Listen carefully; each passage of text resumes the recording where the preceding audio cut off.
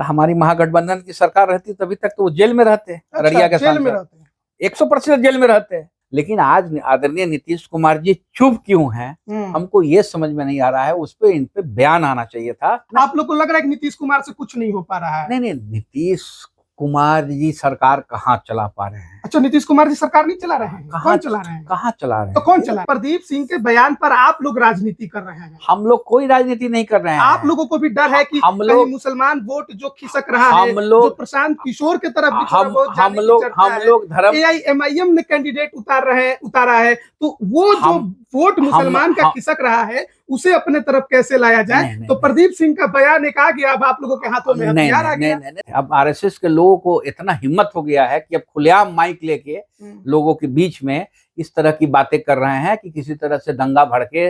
अंतर्यामी नहीं ना है प्रशांत किशोर जी। प्रशांत किशोर जी क्या अपना बोलेंगे? पहले अपना, अभी तो आ रहा है ना 23 तारीख को, 23 नवंबर को ना काउंटिंग है। कब है? 23 नवंबर को पता चल जाएगा कि किसको कितना वोट आया, क्या आया, नहीं आया। जगदानंद सिंह वहां पे कुछ नहीं है, कहानी खत्म है। भारतीय जनता पार्टी का बी टीम है प्रशांत की। भारतीय जनता पार्टी को ऐसा कैंडिडेट हम दें जिसमें कैंडिडेट ट्रायंगुलर फाइट होने की, हमको कहीं ट्रायंगुलर फाइट नहीं होगा। हम आपको बताते हैं, कहीं नहीं होगा। चारों सीट में ट्रायंगुलर नहीं होगा, यहाँ डायरेक्ट फाइट है। AIMIM ने भी उतारा है अपना कैंडिडेट। सर उतारने दीजिए ना, उतारने दीजिए ना। AIMIM को हम क्या कहेंगे? ओवैसी साहब को जाके बात करना चाहिए, राहुल गांधी जी से मिलना चाहिए। AIMIM को तेजस्वी यादव कबूल करेंगे? नहीं, कांग्रेस के साथ करें ना भाई। वो तो पूरे देश में वो लड़ाते हैं।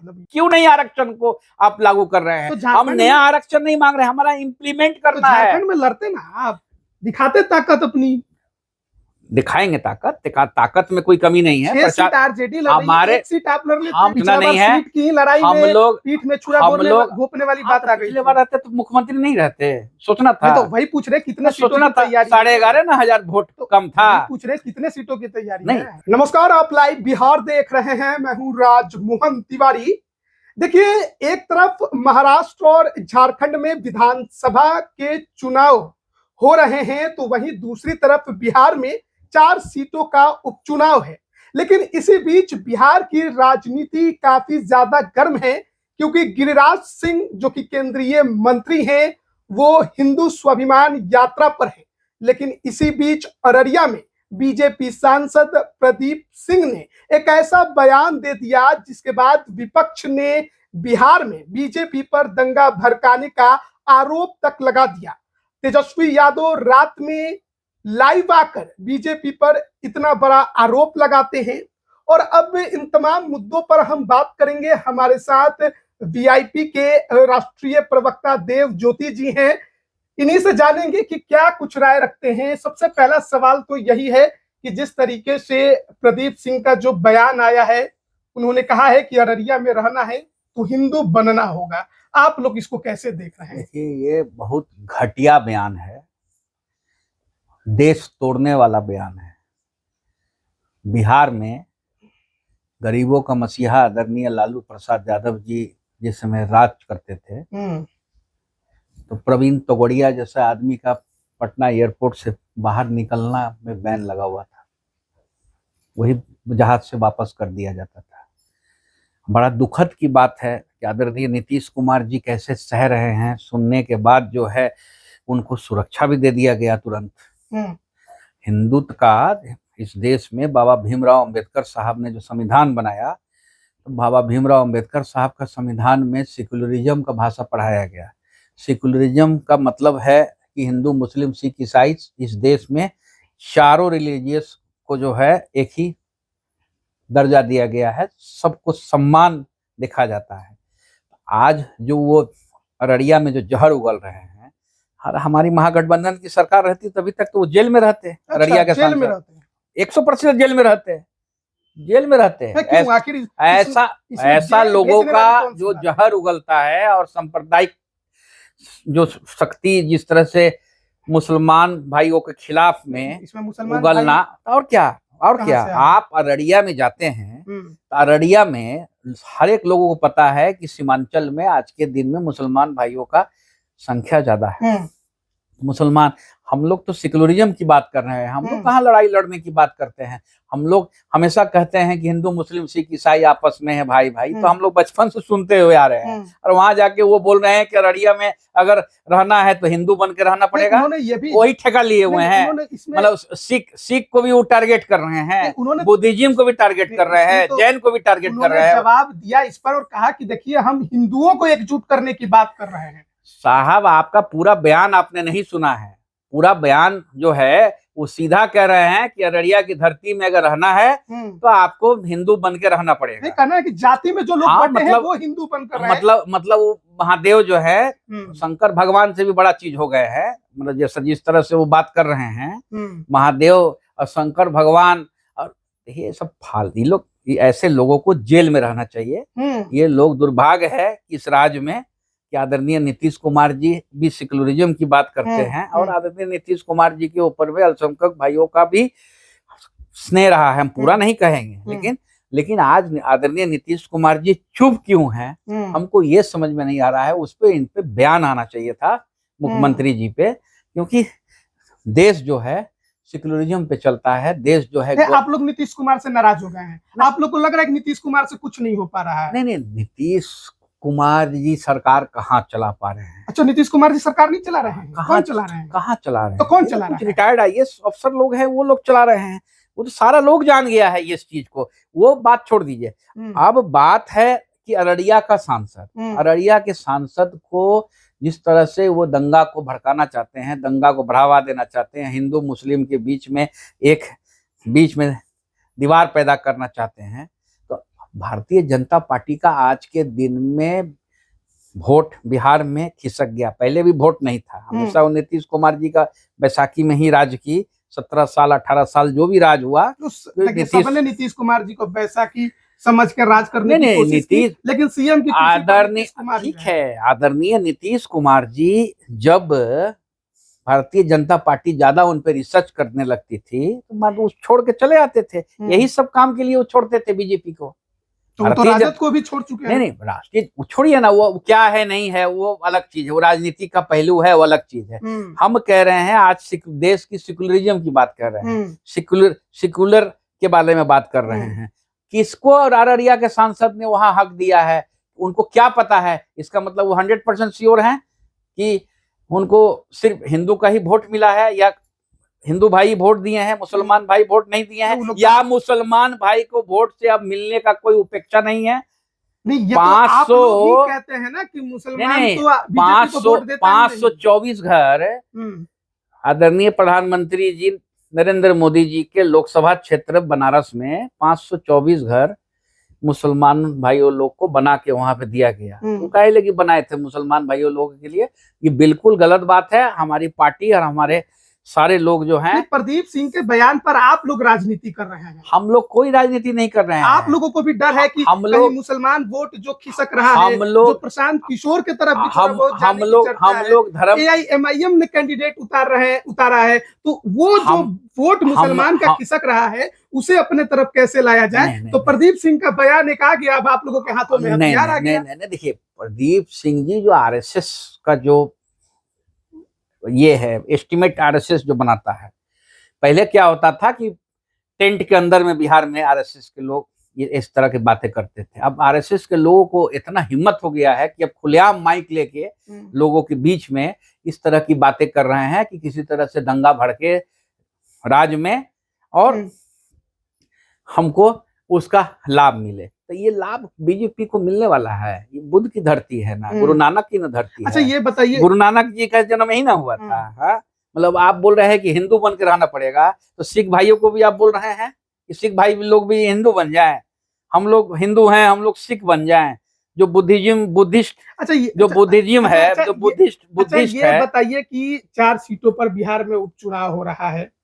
अब ये जो हिंदू मुसलमान का जंग छिड़ा है, बीजेपी कुछ कह रही है, आरजेडी कुछ कह रही है, आप कुछ कह रहे हैं, इसका कितना फायदा और कितना नुकसान आप लोगों को होने जा रहा है? देखिए, बिहार में चाहिए रोजगार, यहाँ दवा चाहिए, यहाँ हॉस्पिटल चाहिए, यहाँ जो स्थिति है वो स्थिति के हिसाब से आज के दिन में राज्य में जो है जो विकास होना चाहिए था, जो अलग राज्य में विकास हुआ, 1.5 साल महागठबंधन की सरकार बनी, 1.5 साल में 5 लाख नौकरी गांधी मैदान में खुलेआम बांटा गया, लाइव देखा, पूरे विश्व ने देखा, वर्ल्ड ने देखा, और अदर स्टेट से भी लोग आके नौकरी लिए। ये नहीं कि सिर्फ बिहार के लोगों को नौकरी मिला, अदर स्टेट से भी आए, उत्तर प्रदेश से भी आए, झारखंड से भी आए, अदर स्टेट से भी लोगों को इसकी मिला। नाराजगी बिहार वालों में है। नहीं, इसकी नाराजगी अदर स्टेट वाले क्यों? आप नौकरी के लिए कैसे, देखिए हम लोग जो राजनीति करते हैं और हम लोग जो बातें करते हैं,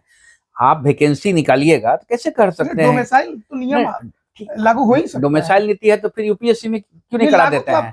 नहीं, यूपीएससी में क्यों नहीं करा देते हैं? तब यूपीएससी सेंट्रल लेवल की जॉब है, और ये स्टेट लेवल की। नहीं, आप उत्तर प्रदेश में, आप बिहार जुडिशरी सर्विस में चले जाइए, खाली यूपी के ही मैक्सिमम लोग आपको मिलेंगे। वो आपको तो खुला कंपटीशन है, एडुकेशन पे दिया गया, जो बेस्ट एडुकेटर हैं, जो परीक्षा में पास किया, उसको नौकरी दिया गया। ये नौकरी जो है, इससे पहले तो आदरणीय नीतीश कुमार जी कहते थे कि कहां से देगा, अपना बाबू के घर से पैसा लाके देगा, तो कहां से वैकेंसी निकल गया, कहां से 5 लाख नौकरी? और अगर सरकार 3 महीना 4 महीना नीतीश कुमार जी महागठबंधन के साथ रहते तो और 5 लाख लोगों को नौकरी मिलता। परीक्षा होने वाला है रामगढ़, बेलागंज, तरारी और इमामगंज में। देखिए रामगढ़ हर एक जगह जो है महागठबंधन की जीत होगी। प्रशांत किशोर तो कह रहे हैं रामगढ़ में 4था नंबर पे आप लोग। प्रशांत किशोर जी अंतर्यामी नहीं ना है, वो जो रणनीतिकार तो है। नहीं, अंतर्यामी नहीं ना है। हाँ, पद यात्रा किया है उन्होंने, पूरा बिहार घुमा है। अंतर्यामी नहीं ना है प्रशांत किशोर जी। प्रशांत किशोर जी क्या अपना बोलेंगे? पहले अपना, अभी तो आ रहा है ना 23 तारीख को, 23 नवंबर को ना काउंटिंग है। कब है? 23 नवंबर को पता चल जाएगा कि किसको कितना वोट आया, क्या आया, नहीं आया। जगदानंद सिंह वहां पे कुछ नहीं है, कहानी खत्म है। देखिए हर एक लोग यही बात बोलता है, तो 16 लाख वोटवा भारतीय जनता पार्टी का इस बार लोकसभा में बिहार में कहाँ चला गया? भाग गया, घट गया। बीजेपी का 16 लाख वोट घटा ना, कहाँ गया? बीजेपी तो अभी भी रिसर्च कर रही है। भारतीय जनता पार्टी का बी टीम है प्रशांत किशोर जी। अच्छा। प्रशांत किशोर जी भाजपा को फायदा करने के लिए उन पार्टी को बनाए हुए हैं, बीजेपी को फायदा हो। भारतीय जनता पार्टी को ऐसा कैंडिडेट हम दें जिसमें कैंडिडेट ट्रायंगुलर फाइट होने की, हमको कहीं ट्रायंगुलर फाइट नहीं होगा, हम आपको बता दें, कहीं नहीं होगा। चारों सीट में ट्रायंगुलर नहीं होगा, यहाँ डायरेक्ट फाइट है। यहाँ भारत जलाओ पार्टी रहेगा देश इस राज्य में, कि हम लोग जो सेक्युलरिज्म का नारा लेते हैं, आदरणीय तेजस्वी प्रसाद यादव जी, हमारे आदरणीय नेता सन ऑफ मला मुकेश सहनी जी, और जो गठबंधन के जो नेता हैं, जो इंडिया ब्लॉक के जो लीडर हैं, CPIML ने भी उतारा है अपना कैंडिडेट। सर उतारने दीजिए ना, उतारने दीजिए ना। AIM को हम क्या कहेंगे? मुसलमान वोट नहीं, आप बताइए ना। AIM को तो आज के दिन में आ जाना चाहिए, बात करके कांग्रेस के साथ राजनीति करना चाहिए पूरे देश भर में। राष्ट्रीय नहीं, कांग्रेस के साथ करना चाहिए। कांग्रेस के वरीय नेता के साथ आदरणीय ओवैसी साहब को जाके बात करना चाहिए, राहुल गांधी जी से मिलना चाहिए। MIM को तेजस्वी यादव कबूल करेंगे? नहीं, कांग्रेस के साथ करें ना भाई, वो तो पूरे देश में उलड़ाते हैं। ये देखिए, हम ओवैसी साहब का जो पार्टी है वो अलग पार्टी है, वो समझ चुकी है कि ओवैसी साहब का उद्देश्य क्या है, प्रशांत किशोर जी का उद्देश्य क्या है। अच्छा। ये सारा लोग जान चुका है। फिर से हम बोल रहे हैं, बिहार में रोजगार चाहिए, बिहार में दवा चाहिए। यहाँ हॉस्पिटल की हालत क्या है जाके देखिए। अच्छा, ये बताइए कि जब आप लोगों की आरक्षण संकल्प यात्रा शुरू हुई थी पिछले साल, उस समय बिहार, झारखंड, यूपी आप लोग घूमे। झारखंड में विधानसभा का चुनाव हो रहा है, मुकेश सहनी कहाँ है? देखिए, सबसे पहला चीज है कि हम अपने गठबंधन जो एलाई पार्टनर है उसको हम लोग कैसे मजबूत करके हम लोग चुनाव को जो है किस तरह से झारखंड में सरकार बने और वहाँ हेमंत सोरेन जी मुख्यमंत्री बने। तो इसके लिए हम लोग को जो है काम कर रहे हैं। अच्छा। हम लोग का देखिए, फिर से हम बोल रहे हैं, हम लोग कोई सीट हो या कोई ये हो, उसके लिए हमारे आदरणीय नेता सन ऑफ मला मुकेश सहनी जी को कोई परवाह नहीं रहता है। अगर परवाह रहता तो भारतीय जनता पार्टी का जूता चाटते हम लोग, आज चाट के आज सत्ता में रहते, आज केंद्र में मंत्री भी रहते। भारतीय जनता पार्टी हम लोग को भी 2 सीट मुजफ्फरपुर और खगड़िया सीट दे रही थी इस बार लोकसभा में, लेकिन बोली कि निषाद आरक्षण नहीं देंगे। हम आरक्षण को आपका हम नहीं मानते हैं। तो साहब, आरक्षण को आप क्यों नहीं मानते हैं? जब देश एक है, प्रधानमंत्री एक है, गृह मंत्री एक है, देश का राष्ट्रपति एक है, तो आप आरक्षण आप उड़ीसा में दिए, दिल्ली में दिए, बंगाल में दिए, तो झारखंड, बिहार, उत्तर प्रदेश में क्यों नहीं आरक्षण को आप लागू कर रहे हैं? तो हम नया आरक्षण नहीं मांग रहे, हमारा इम्प्लीमेंट करना है। झारखंड में लड़ते ना आप, दिखाते ताकत अपनी। दिखाएंगे ताकत में कोई कमी नहीं है। 6 सीट आरजेडी लड़ रही है, हमारे 1 सीट आप लड़ लेते हम राष्ट्रीय जनता दल और जेएमएम जो भी हमारा गठबंधन है उसका जीत सुनिश्चित है। यूपी में तो आप लोग लड़ लिए एनडीए में रहते हुए, उत्तर प्रदेश में लड़ लिए, किस परिस्थिति में लड़े, क्यों लड़े, क्या लड़े, उसके लिए एक दिन और समय दीजिएगा तो हम आपके साथ डिबेट करेंगे और आपके श्रोता और जनता के सामने बात रखेंगे। अभी हम जो बात कर रहे हैं सिर्फ जो है ये अररिया का जो पुअर मुंह से वो सांसद के बारे में बात कर रहे हैं। चलिए अब आखिरी एक सवाल लेते हैं, 4 सीटों का जो उपचुनाव है, प्रचार करने जाएंगे आपके नेता? 100% जाएंगे, 100% जाएंगे। हमारा सब जगह हमारा ऑब्जर्वर चला गया, काम कर रहा है। हर एक विधानसभा में 500 600 लोग कैंप कर रहे हैं। जो भी हमारा चारों सीट है, चारों सीट पे पूरे कार्यकर्ता एकदम जुट गए, पूरा जुटा हुआ है। तो पता आपने हमारे आदरणीय नेता का भी कार्यक्रम 2-4 दिन में लग जाएगा सब विधानसभा में अपना घूमने के लिए और अपना प्रचार करने के लिए। तो इस बार अति पिछड़ा का वोट, दलितों का वोट, निषादों का वोट जो है भारतीय जनता पार्टी और एनडीए की तरफ देखने वाली नहीं है। लोग समझ गया है कि ये एंटी दलित, एंटी अति पिछड़ा, ओबीसी जितने भी गरीब लोग हैं इसके खिलाफत करने वाली पार्टी है। और बिहार में एक ही मांग है कि किसी तरह से महागठबंधन की सरकार बने, इंडिया ब्लॉक की सरकार बने और आदरणीय तेजस्वी प्रसाद यादव उसकी नेतृत्व करें और घर घर में नौकरी बांटे। 5 साल जनता मौका देगी, 5 साल में घर एक 10 लोग, 5 लोग, 7 लोग में एक घर को सरकारी नौकरी रहेगा। ये आपको हम एश्योर करते हैं। अभी 1 साल बाकी है।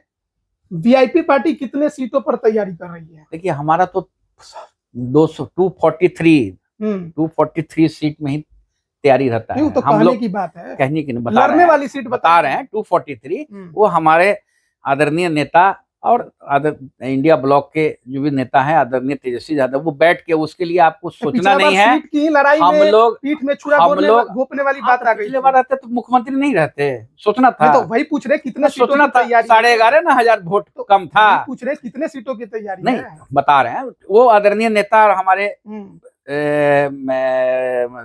ये तेजस्वी प्रसाद यादव जी के साथ, दोनों के साथ बातचीत चल रही है। समय आने पे प्रेजेंटेबल बात होगा। हम लोग सीट उठ कभी ना महागठबंधन से मांगते हैं ना आरजेडी से। आरजेडी ने खुद हम लोग का इस लोकसभा में 3 सीट खुद सीट हम लोग को अपने सीट से वो 3 सीट हम लोग को दिया। उसके लिए हम लोग कोटि कोटि धन्यवाद देते हैं गरीबों का मसीहा आदरणीय लालू प्रसाद यादव जी को।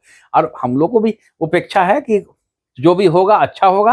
और डिप्टी सीएम हमारे आदरणीय नेता सन ऑफ मला मुकेश सहनी जी बनेंगे और बिहार के मुख्यमंत्री आदरणीय तेजस्वी प्रसाद यादव जी बनेंगे। चलिए बहुत बहुत धन्यवाद आपका हमारे साथ जुड़ने के लिए। तो देखिए बिहार की जो अभी राजनीति गरमाई हुई है उस पर हम चर्चा कर रहे थे, चाहे गिरिराज सिंह के हिंदू स्वाभिमान यात्रा की बात हो या फिर बीजेपी सांसद प्रदीप सिंह ने जो हिंदुओं को लेकर बात कही उस पर वीआईपी का स्टैंड हो, और उपचुनाव जो 4 सीटों पर हो रहा है उसमें वीआईपी किस तरीके से अपने आप को देखती है उस पर भी हम बात कर रहे थे। तो आप इस पर क्या राय रखते हैं कमेंट करके जरूर बताएं। आप सभी का बहुत बहुत धन्यवाद।